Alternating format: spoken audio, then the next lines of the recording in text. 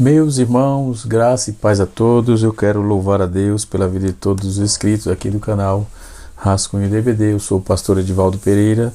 Nesta oportunidade estaremos comentando a lição de número 8, que será ministrada no próximo dia 25 de agosto de 2024. Estamos gratos a Deus pela oportunidade, por mais esse dia, que o Senhor nos concedeu, de poder estar comunicando a palavra de Deus com vós outros, tá certo?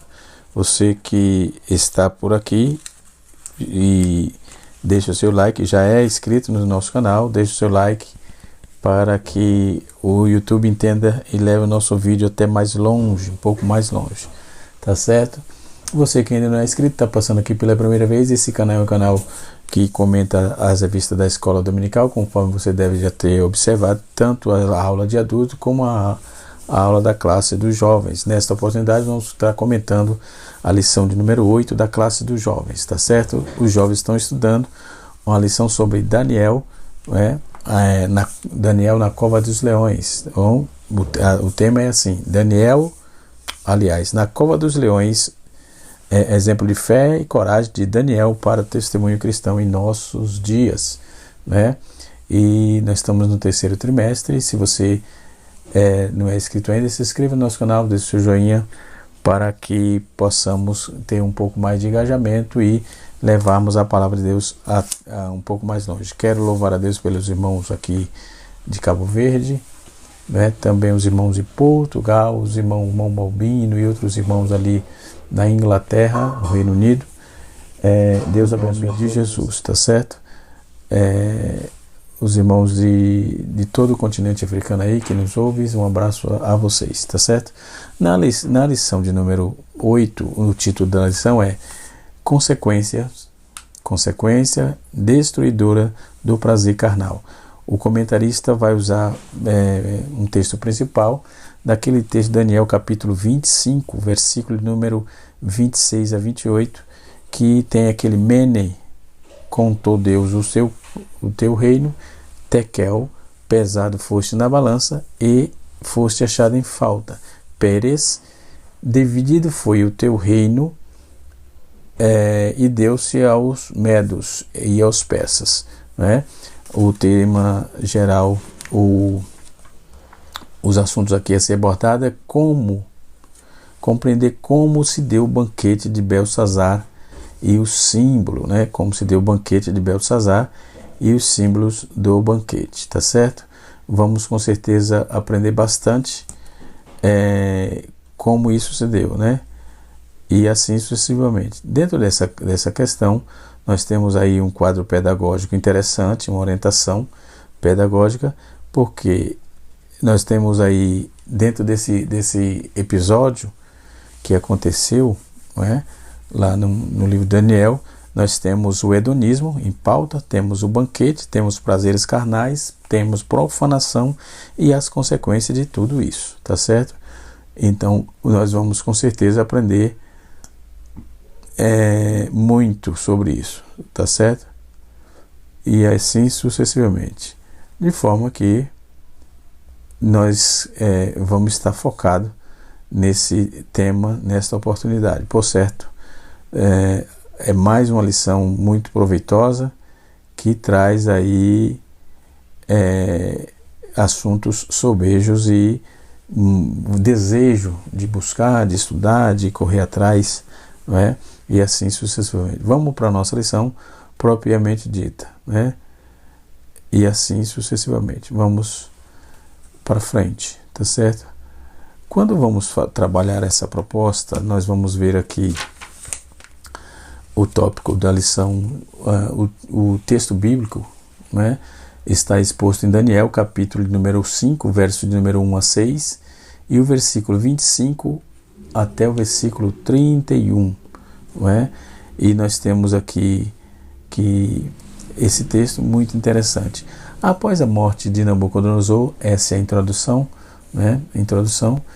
seu filho Evil-Merodach, em Jeremias está escrito, capítulo 52 a 34, 31 a 34, assumiu o trono de Babilônia por curto período. No entanto, ele foi assassinado por um cunhado, Meriglissa, o cunhado dele, que então assumiu o controle do reino. Após o reinado de Meriglissa, o trono passou a seu filho, Labashi Marduk, né, que governou por apenas 9 meses antes de ser assassinado também. Então isso virou uma balbúrdia, visto que não tinha lei mesmo, não é? Então virou aquela guerra, pelo que vemos no texto, e ficou aquele desmando, um mata um, outro mata outro, na tribulação, de forma que não contribuiu em nada, pelo contrário, só trouxe destruição. O texto prossegue dizendo assim, isso é a introdução: quem governou por apenas 9 meses, com a sua morte, Nabonido, genro de Nabucodonosor, passou a reinar na Babilônia, fazendo seu filho Belsazar como corregente. Este é o rei mencionado no capítulo 5, no livro de Daniel, né? Então, é responsável por organizar o banquete. Quem era ele? O Belsazar foi o responsável por organizar o banquete, né? Quando ele passou a reinar ali, então ele começou a organizar, e Daniel capítulo 5 faz a narrativa textual e a historicidade desse texto, desse acontecimento. E responsável por isso, ele era extravagante, depravado, para mais de 10.000 nobres. Nesta lição vamos ver sobre este episódio, que realça os perigos da busca pelo prazer e a consequência da diferença para as coisas santas de Deus. O primeiro tópico nos traz assim, o banquete de Belsazar e o hedonismo, não é? O segundo tópico nos trabalha assim, enigma da parede, não é? No terceiro tópico nós temos a sentença divina, não é? Muito bem, então essa questão, essa grande refeição, esse banquete significa grande refeição com muita gente, não é?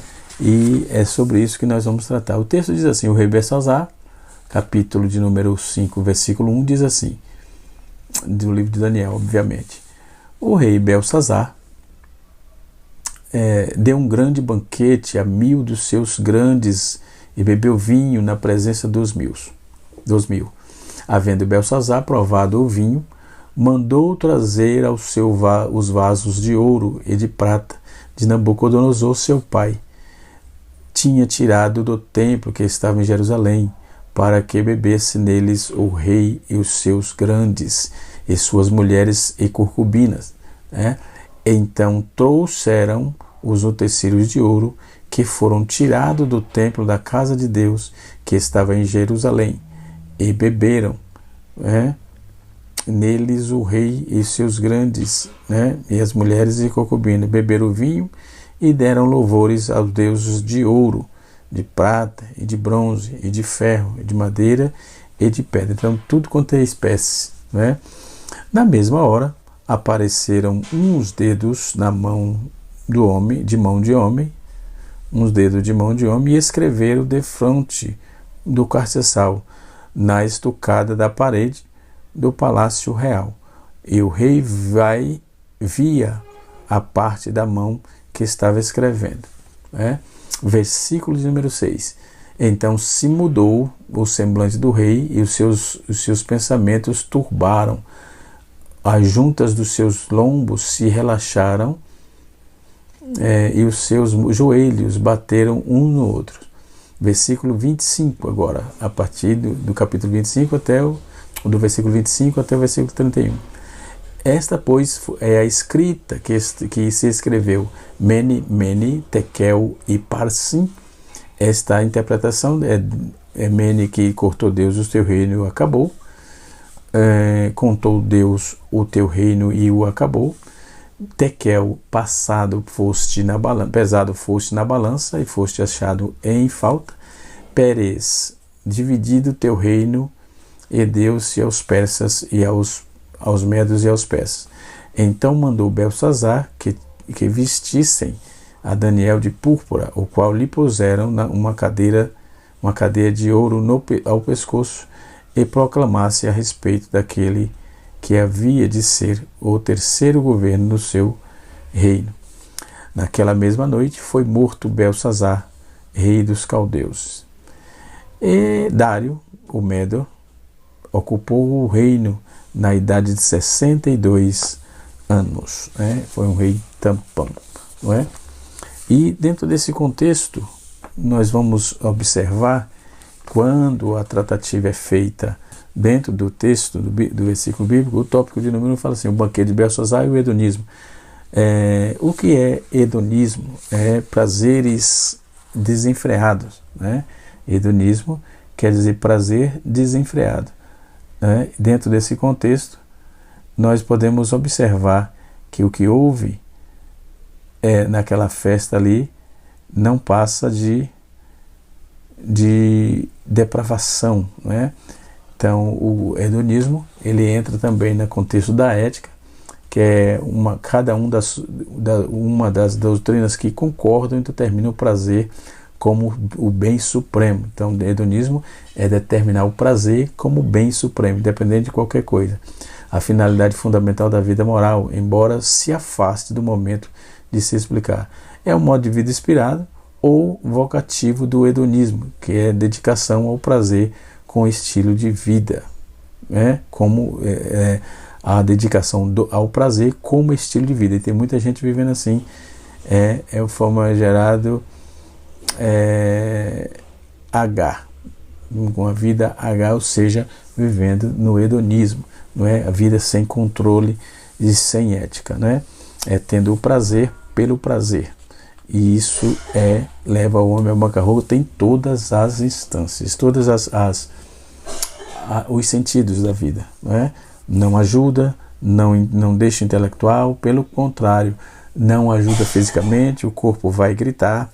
Logo, a teologia do corpo é disfarçada, é destrinchada nisso, é dissipada, aliás.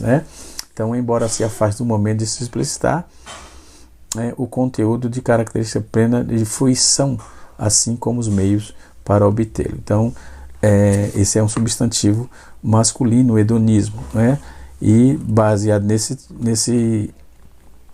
nesse preposto, nessa proposição bíblica, Então, no nosso primeiro tópico diz assim: uma festa carnal e irresponsável. No decorrer da festa carnal, o rei embriagado, ordenou que fosse trazido os vasos da casa de prata, saqueados do templo de Jerusalém pelo rei Nabucodonosor. Logo, aqui há uma sátira, aqui há um absurdo, aqui há uma banalização do sagrado, Nos versículos 2 e 3, De forma irresponsável, Belsazar e seus convidados profanaram esses vasos sagrados ao utilizá-lo para beber vinho e render culto aos ídolos.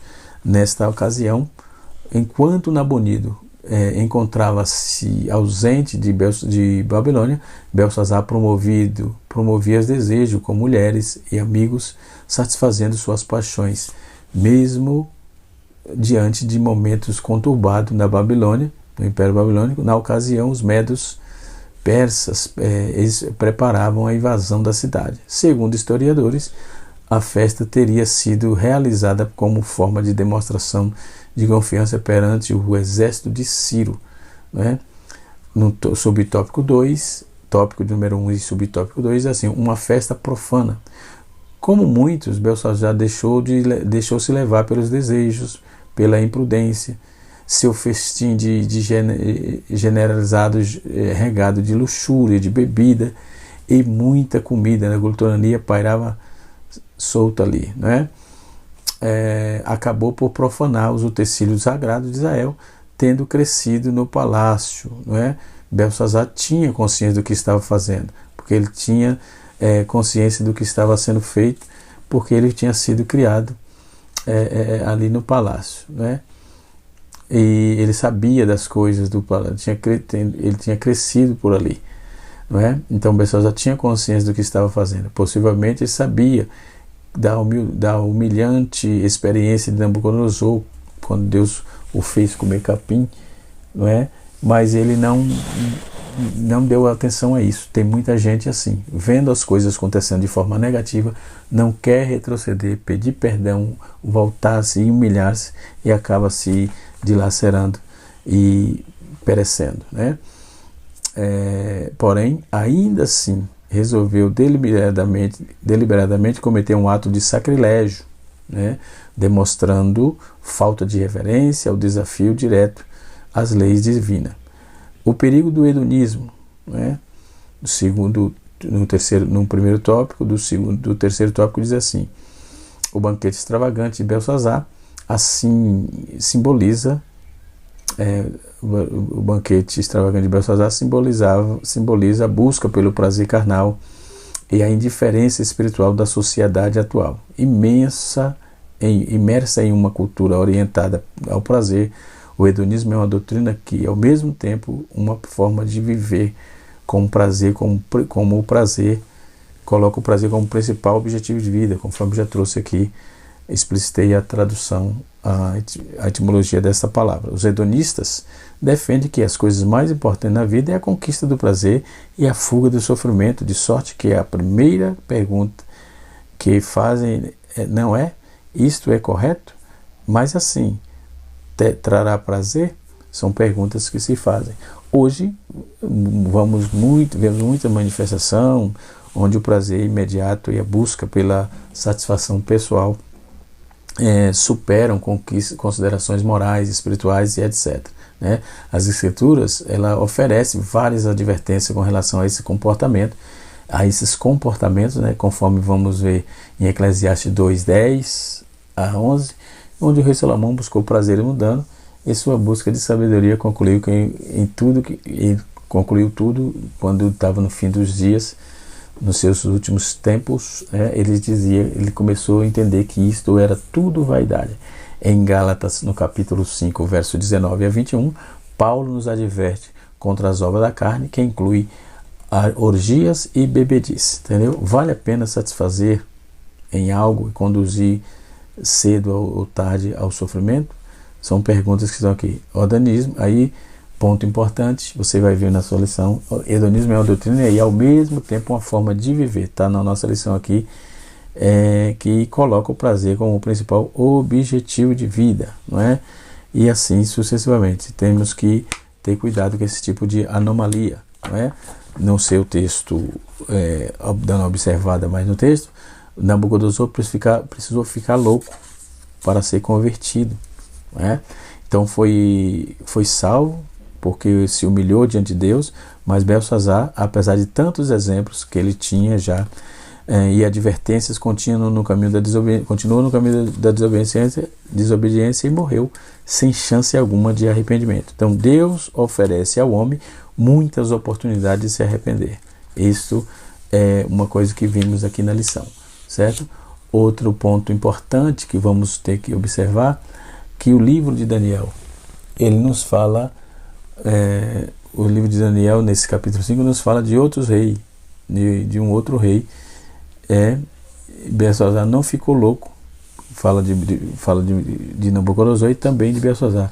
Já Belsazar não ficou louco, ele morreu sem convenção, né? Então, um homem desperdiçou todas as suas oportunidades, né? Capítulo 22, verso 5, Belsazar foi um homem que testemunhou as obras de Deus dentro da sua casa, mas menosprezou, né?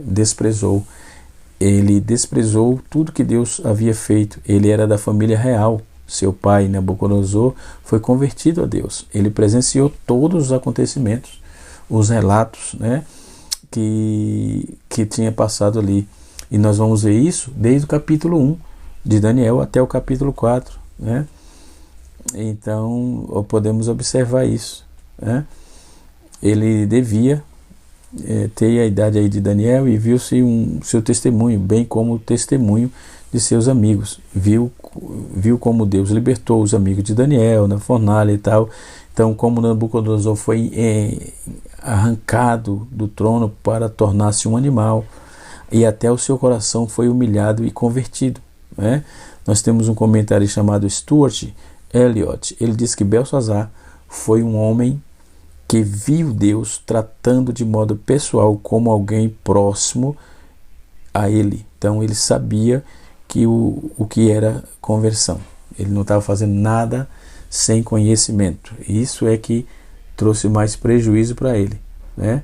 E assim sucessivamente. Outro ponto importante, que o verdadeiro Deus fora louvado e adorado no palácio que agora ele ocupava como um rei. Então Deus foi adorado. Então o templo era de Deus, foi feito para Deus, e ele banalizou tudo, né? Ele conviveu com testemunho fiel a respeito de Deus, mas tapou os ouvidos, né? Fechou os olhos, endureceu o coração, né? O texto diz, e Deus deu um ano para Nabucodonosor se arrepender. Mas Belsazar se cruzou a linha da ira de Deus. Ele cruzou a linha de Deus. Naquela mesma noite ele pereceu. Viver no pecado é loucura horrenda, né? É loucura. Horrenda coisa é cair nas mãos do Deus vivo, né? Que Deus tenha misericórdia, né? E continue nos guardando das nossas vidas, que possamos vigiar para não cair em tentação. Belsazar foi um homem que desprezou o conhecimento de Deus, não lhe deu glória, desrespeitou a conhecer, a despeito de conhecer a verdade de Deus, conforme está escrito no capítulo 5, verso 22, né? Que nós lemos, a impiedade produz a perversão, o desprezo do conhecimento e tal. Belsazar é um homem que se entregou aos prazeres carnais na beira da morte, né? À beira da morte. Nós vamos ver isso no capítulo 5, versículo número de 1 até o versículo 4 e o versículo 30. Vários fatos marcantes podemos observar que marcou nesse texto de Daniel. Primeiro, a Babilônia estava sendo tomada enquanto o rei estava festejando. Olha a irresponsabilidade. Naquela noite o rei Dário estava desviando o curso do rio Eufrates e marchando pelo leito, né? Para entrar e empurrar e inexpugnar a inexpugnável cidade de Babilônia, para tomá-la. O império estava caindo e o rei estava banqueteando. Aquela era sua última noite, e o rei estava se embriagando. Então ele não cuidou de vigiar as suas responsabilidades e acabou se definhando pelas essas mazelas do hedonismo. Em segundo lugar, nós vamos observar que o rei dá uma grande festa no dia de sua grande ruína. Capítulo 1, verso 5. Né? Ele estava fazendo uma festa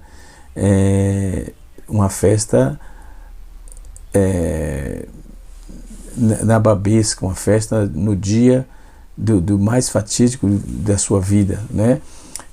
Nós vamos ver que quanto maior a festa, maior é a glória do festeiro, né? Já ele aconteceu diferente. Eles querem diversão e prazer. A maior cidade do mundo estava sendo tomada, né?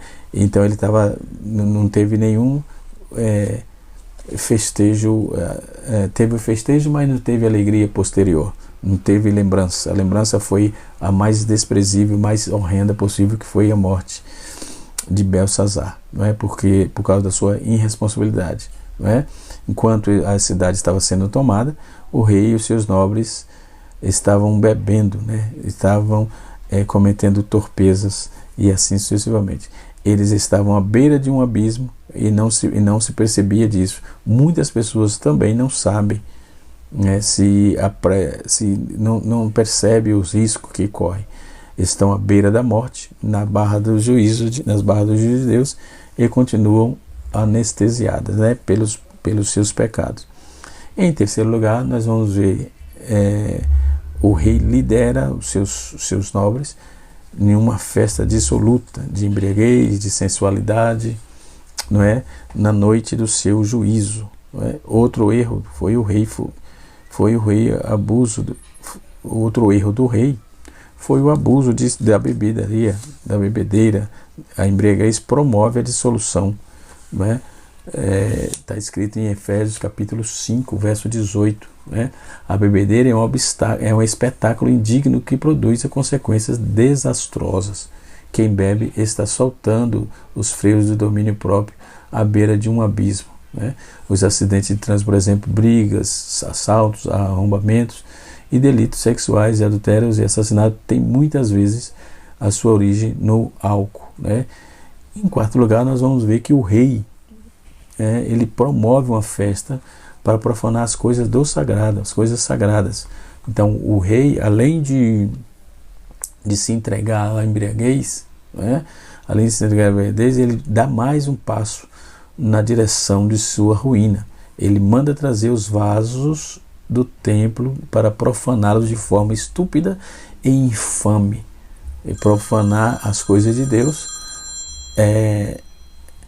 profanar as coisas de Deus é um prejuízo, né?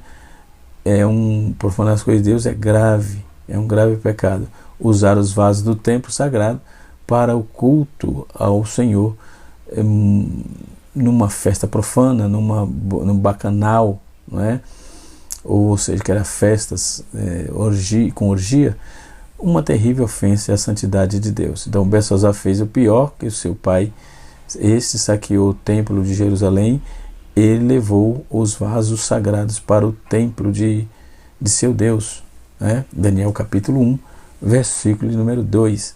Belsazar usou-os de modo sacrilégio para acrescentar um pouco mais de novidade à sua última orgia de bebedeira. O rei estava zombando de Deus ao acrescentar das coisas de Deus, né?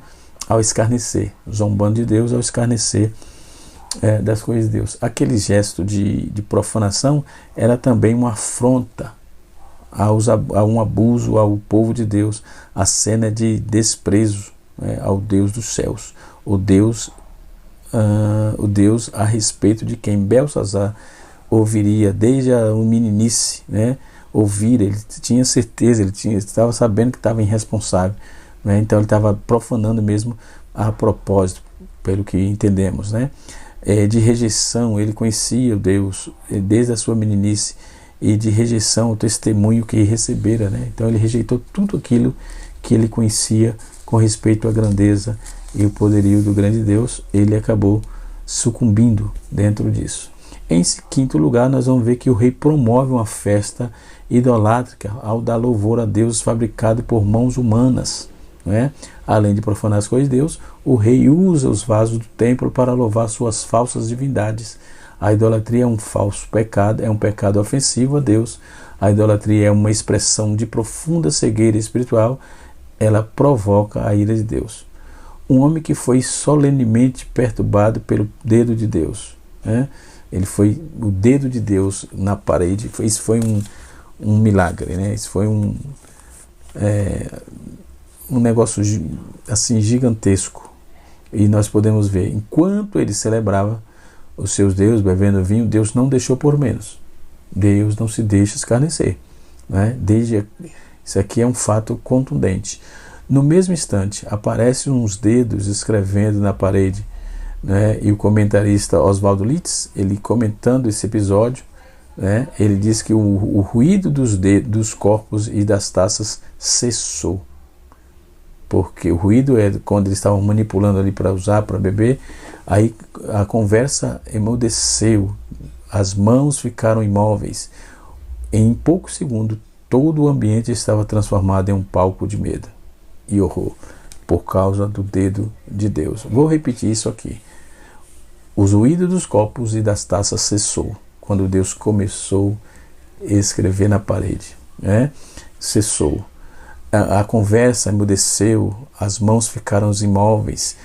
Em poucos segundos, todo o ambiente estava transformado em um palco de medo e horror. A alegria do rei e de seus convidados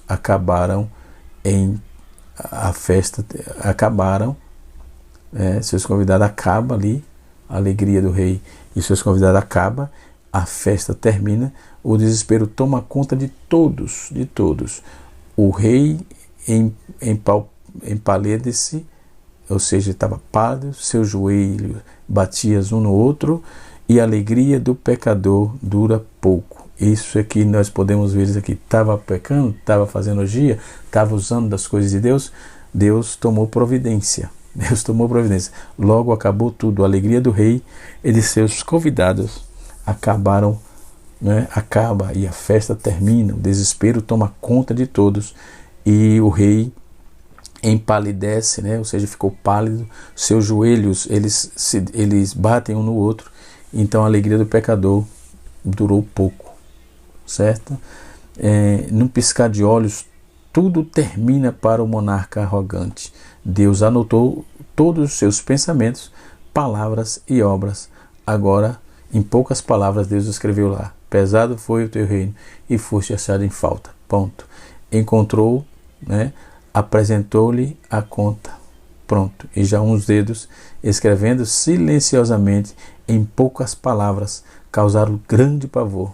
Como, portanto, sentirão os pecadores quando viram o Senhor em toda a sua plenitude e ouvirem a sua voz proferindo a terrível sentença: apartai-vos de mim. Isso vai acontecer, viu? Apartai-vos de mim para o fogo eterno preparado para o diabo e seus anjos. Que Deus tenha misericórdia de nós. Deus confunde os sábios do mundo com os seus mistérios. Deus confronta os pecadores por intermédio de seus servos fiéis, né? E é assim que Deus trabalha. Nós vemos em Beltesazar um homem que foi fortemente confrontado pelo profeta de Deus. Daniel enumera quatro razões em confronto. Em primeiro lugar, ele confrontou Beltesazar porque ele deixou de conhecer a Deus, de reconhecer que Deus, o Altíssimo, tem um domínio sobre o reino dos homens. Foi Deus quem deu o reino, a grandeza e o poder a Nabucodonosor. A grandeza de Babilônia não era da conquista de seus reis, mas dádiva de Deus. Nabucodonosor demorou muitos anos para entender isso, né? Mas seu filho ainda não está reconhecendo e por isso é confrontado.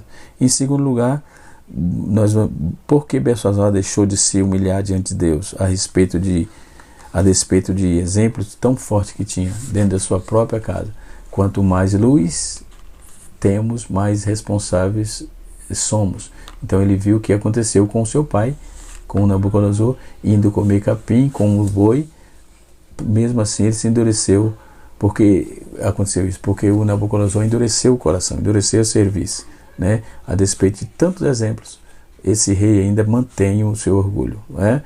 Podemos observar. Em terceiro lugar, por que Nabucodonosor fez um mau uso do conhecimento que recebera? Daniel capítulo 5, verso de número 22.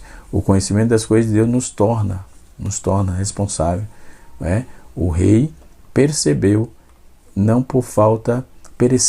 o rei pereceu não por falta de luz, mas por cegueira mesmo deliberada. Ele morreu não por ignorância, mas por rebeldia. E em quarto lugar, podemos observar que Beltesazar afrontou a Deus. Beltesazar afrontou a Deus, cujas mãos estava a sua vida. A vida de Beltesazar estava na mão de Deus, e Deus, quando resolveu agir, agiu, e ponto, né? Ele profanou os vasos do templo. Deus deu louvores aos deuses de pedras e outros artifícios, né? Outros deuses, ou melhor, e não exaltou a Deus em cujas mãos estava a sua vida. A idolatria é uma afronta a Deus. Ele levanta-se contra o Senhor, é levantar-se contra o Senhor. E por fim, nós vamos ver um homem condenado no tribunal de Deus. Beltesazar foi um homem condenado no tribunal de Deus. Deus contou o seu reino e deu cabo dele. Mene. No meio da orgia altiva e desregrada, moveu-se uma silhueta escura. São os dedos que escreve 4 palavras. Palavras que confrontam todos os forasteiros, aliás, os festeiros que estavam ali, que põe abaixo o seu reino. A parede real parece uma lápide de um túmulo, não é? E todos viram o epitáfio sendo gravado, né? Epitáfio é aquilo que se põe na lápide do cemitério, né? Isso aqui foi na parede, logo estampado. Mene, mene, tekel, parsim, né? Nós vamos ver que essas três palavras profundamente significam número peso e divisão. Ela significa número, peso e divisão. O reino de Belsazar foi contado, pesado e dividido. Contado, pesado e dividido. Os dedos e dado aos medos e aos persas. Mene, mene, trata-se de uma repetição da ênfase, né? Nós vamos ver que mene significa tanto contar como fixar os limites de algo, de modo que a repetição surge, né? A repetição surge que Deus sugere, aliás, que Deus havia feito, fixado os limites do reino de Belsazar, né? Nós vamos ver um comentário chamado Elvis Cabalhosa. Elvis Cabalhosa diz que a expressão significa que Deus havia contado o reino de Belsazar, ele havia posto um fim, né? Então, os dias de Belsazar estavam contados. Deus decidiu trazer o fim do seu reino. No período do seu governo havia terminado. Durante todos aqueles anos, Deus lhe deu a oportunidade, mas ele recusou todas elas. Agora, Deus diz, basta, acabou. Deus pesou na balança e achou falta, tekel. O comentarista diz que tekel procede do verbo tekel, que significa pesar, que também deve ser leve ou falto de peso.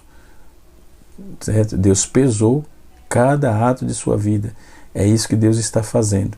Ele tomou nota das oportunidades de Belsazar, de rejeitar desde a sua juventude, e anotou todos os convites que ele desprezaria, Deus escreveu, portanto, na parede um epitáfio. Seus pecados ocultos e conhecidos são desordens e bebedeira. Seus pecados ocultos e conhecidos. Aí sua rejeição às coisas santas, às existências, às coisas espirituais, foram todos pesados na balança, e o Senhor pesou seu orgulho, sua soberba, e deu fim e cabo de tudo isso. Foi tudo pesado na balança de Deus, né? E assim sucessivamente. Podemos observar, Deus dividiu o seu reino e o destruiu. Daniel capítulo 5, versículo 28 a 31. O farsim, peres, derivado do verbo peras, significa romper, dividir. O reino de Belsazar foi dividido, seu reino seria dividido e destruído. Isso aconteceu pelo poder dos medos e dos persas. O mesmo Deus que dera ao reino a Nabucodonosor, agora dará aos medos, os persas. E não foi somente aquele reino que Belsazar perdeu. Ele perdeu também o reino de Deus. O rei atravessou a linha divisória da paciência de Deus. Tudo que a espera agora é uma exortação terrível de juízo e um ardor de fogo que arde de devorar os adversários. Deus em Cristo nos abençoe, que o Senhor nos ajude, que tenha misericórdia de nós e que nos guarde sempre. Que a boa mão de Deus esteja sobre nossa vida. Eu vou parar por aqui para o vídeo não ficar muito longo, né? Mas nesse texto resumimos todo o assunto da nossa lição, tanto o tópico 1 como o tópico 2, o enigma na parede e a sentença de Deus para com Belsazar. Deus abençoe a todos, canal Rascunho DBD, ensinando para transformar vidas.